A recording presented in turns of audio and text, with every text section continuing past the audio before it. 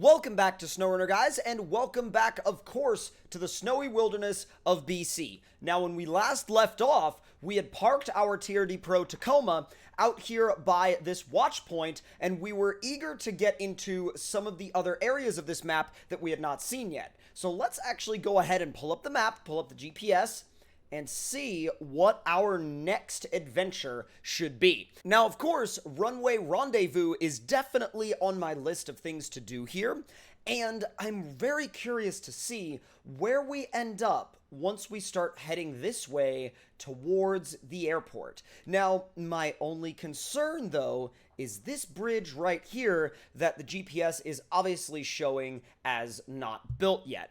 So, my thought is that we may be able to find our way around that bridge, and hopefully there will be a road that will take us around that. But first, we need to make our way back to the garage and get started with Runway Rendezvous. Now, I did not want to begin Runway Rendezvous at the end of the last episode because I was really curious to see what was beyond that watch point. However, the route to get to this airport is actually covered by a lot of mystery area and mystery terrain that we will have to negotiate our way through.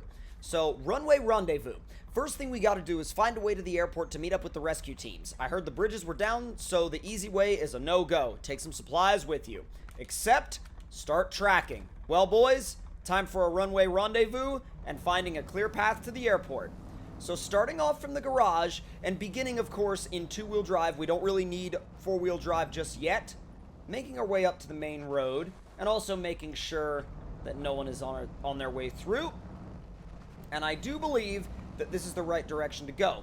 However, as we all know, and especially if we check the GPS, there's really a cavern, or not really a cavern, but a chasm where the road used to be. So we will once again have to make our way around the back. Now, fortunately, we can actually take a side route through this trailer store, I believe, and I think without going back through, well, actually, they did say to bring supplies. They said to bring as many supplies as we possibly could.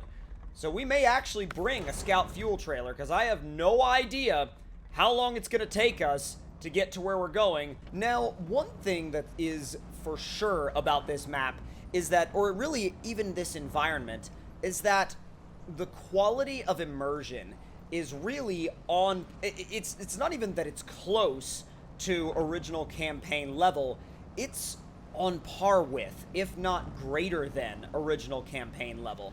And to the point to where, and I even talked about this in the last episode, it is challenging and yet very relaxing. And once again, it actually makes me even commentate in a more relaxed tone of voice.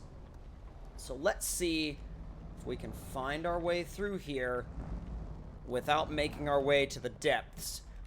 So we're going to put it in almost low minus. There we go.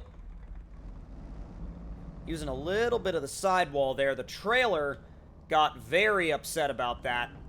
And the truck is pretty much in a complete and total state of stuck. So, this winch point may not be all that effective. But, that one may be a little more solid. Makeshift recovery already. Let's just ease our way on out. Ease our way on out. Fortunately, no damage. Trying not to receive any damage this early on in the day. Although, have I checked the time lately? Let's have a look at the clock. So it's about 16:35, 16:36. So with that being said, night should start to fall fairly shortly. So we don't really want to be in the middle of the wilderness when night falls. Now, we can make our way out of it, but again, I would rather not be in unfamiliar territory and on unfamiliar terrain when night starts to fall. So, thankfully, we were able to get around the majority of this ravine from the earthquake, but let's see if we can make our way over this small gap. The trailer's getting a little bit out of sorts. Let's try to prevent that. Back into automatic. We'll get everything turned back off. So at this point, we are going to be nearing the edge of town. About to pass the Grand Hotel, actually. Once again, this bridge is out, and this house is for sale, but I don't think anybody's going to be buying it anytime soon.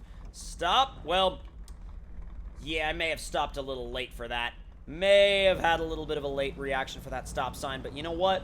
Traffic is very low right now, so I am assuming that they'll be a little relaxed in terms of rolling a stop sign occasionally, or just every once in a while. Speed limit 50 kilometers an hour, which is about, I want to say, roughly somewhere between 25 and 30 miles an hour. I could be wrong on that, but let's give a quick look to our map here, and I believe this right-hand turn could be our gateway. So let's see.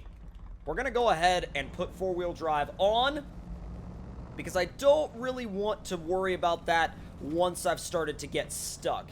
Oh yeah, it's already starting to get very snowy, and the snow is definitely not shy about slowing you down. We are actually starting to see a locator on the GPS, so that should actually be a very good sign. Let's see what that looks like ahead of us in the trail cam.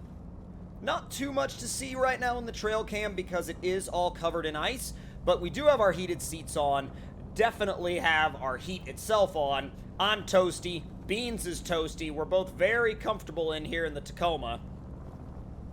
Now, as we make our way back down the other side, I'm starting to wonder where this river crossing is going to end up being. Now, I can see the river down just ahead, but I think that we will end up having to cross it at some point soon to reach the airport. I just don't know if it's going to be a deep water fording exercise or more of a rock crawling exercise. I'm hoping for a water ford because this isn't exactly the most well-equipped vehicle to crawl the rocks right now. It does have a crawler-focused suspension, but really and truly, I'm not necessarily all that big of a fan of crawling with this with a trailer, because the trailer does add that extra element of weight to the rear end, and the trailer tires are not all that grippy at all. After all, this is not any kind of overland trailer or lifted trailer. This is just a standard run-of-the-mill fuel trailer, so we do have to be very careful. You could potentially explore up there if you were feeling a bit brave, but in the meantime, or I should say at the moment in time, I'm not necessarily feeling all that brave just yet, due to the fact that I don't really have my navigational bearings on this map at this moment in time. Now, let's see. So if we do check our GPS once again, we have a bit of a factory here, and this factory/refinery looking area is definitely an interesting one, but the thing is, the airport is over there. So I may have to hold out for either a crossing or find one near here. And as night falls, that could begin to be even more difficult. This could be crossable. Starting to see the tops of some rocks down there. But the only problem is both edges are covered in ice. And I really should not depth test this. Oh boy. Whoa! Oh my god! Luckily we had studded tires and a winch. Wow, that was alarming. Okay, we are not going through that river. Now there should be a turnoff very, very soon, and if we check the GPS, it should be right here. Now there is another watchtower up there, and that watchtower could very well have some surprises in store for us in terms of finding a route to get to the airport. The airport is proving to be a little bit of a trickier destination than I originally thought. Easing my way up, too. We may need to find a spot not only to camp and rest, but also to feed Beans. Long, extended climbs are the name of the game, and so is patience in this environment. Find your way. And it really does add that extra element of drama to the environment as a whole when the sun actually has gone down, or I should say after the sun has gone down. Now, I may leave the fuel trailer at the bottom of the hill just to give me a little bit of a weight and maneuverability advantage before I actually make the trek up the mountain to unlock the watchtower. And I think that'll be a good choice for us after we refuel, because we have been going through fuel rather quickly, but you also have to remember we've been in 4 low this whole time with everything locked. Let's just find our way up. That's a large snowdrift there. We just passed it. Oh my god, we just passed it. Fully refueled. Alright. We're actually going to leave the trailer here. I'm turning around and I'm going up. It might not be the smartest trail to take, but you know what? We have to find out more. And really, that's where the spirit of adventure lies, is it lies in not really knowing what you're going to find and not being completely sure whether or not you're up to the task, but going for it anyway. Because I think we can do it. Is this it? That's it. We literally need to go directly up this snowdrift. Scary doesn't even begin to describe how this would actually feel. My trail cam is basically staring at the sky. Let's see if we can make use of low plus, which we can now that we dropped off the trailer. Although it was a really good idea to go ahead and refuel before dropping it off. Climbing up this mountain into the night. Did I see the... Oh, I'm trying to catch a glimpse of where that tower might be. We can see the moon, and we can hear the wildlife. Once again, it's going to be at the top of this road. That watchtower is not only going to be at the top of this road, but it's going to be potentially the gateway to a lot of map knowledge for us. Got a little bit of a rock obstacle in our way. Should be no problem for us now. Easing our way up and over. Unless it really does not want to. Let's find ourselves a route. The wheelbase really doesn't like that obstacle. We may have to take a bypass, only because I don't want to spend too much time at that one obstacle and risk extra damage. Although I will use the inside rocks for some extra traction, and especially now that I don't have that trailer, line choices like that are a lot more acceptable.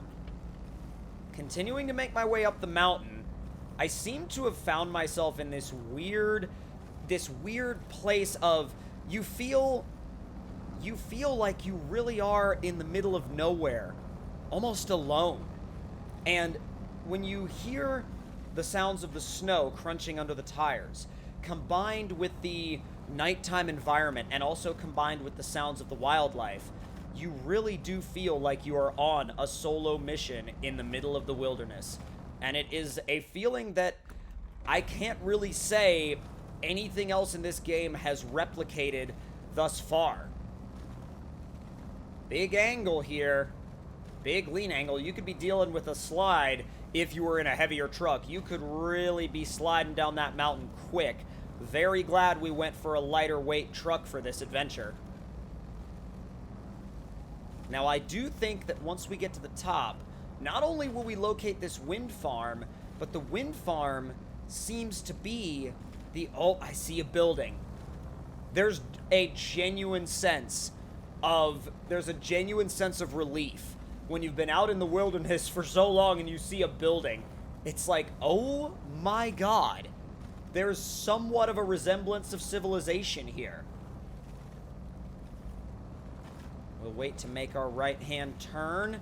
I don't really want to take it out of 4 low, because then we'll have to turn the lockers off, and if we turn the lockers off, we could risk digging into the snow even more, and I really don't want to chance that.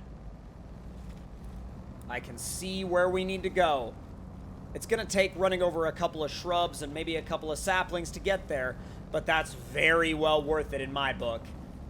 There's our location. Literally the gateway to a lot of extra map knowledge, which the map and environment knowledge is really what we need right now. Let's find it. Watchtower open. Let's see what that looks like. I'm very curious, not only to see what it looks like, but, well, you can't really see much at night from the top view. So we'll go ahead and skip over that for now. But we will shut the truck down and have a look at our GPS, which once again, unfortunately, does not reveal any information about the route to the airport, minus the fact that there could be potential for a crossing here. There is. There is. Making our way down the ridgeline, there is potential for a crossing. There's a crossing here, and there's a crossing here. But not only that, there's got to be a crossing somewhere over here, and then that could be the route to that watch point. Now, if you enjoyed spending some time with us in the wilderness today, make sure you let me know your thoughts and opinions on this map and this series in the comments section down below. And also, if you would like to see more videos like this, make sure you hit that subscribe button and turn those notifications on. And I will see you guys in the next one. Talk to you guys later, and I hope you all enjoyed.